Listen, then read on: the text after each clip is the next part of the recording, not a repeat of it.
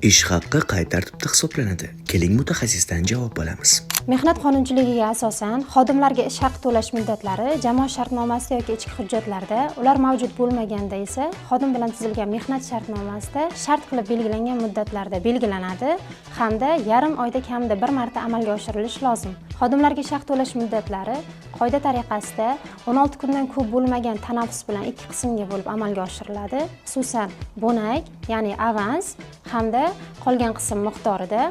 Masalan, tashkilotda ushbu oyning 16-20 sanalari oralig'ida avansni, keyingi oyning 1-5 sanalarida ish haqining qolgan qismini to'lash muddatlari belgilanishi mumkin. Agar ish haqi to'lash muddatlari dam olish yoki ishlanmaydigan bayram kunlariga to'g'ri kelsa, ish haqi ushbu kunlar arafasida to'lanishi belgilangan.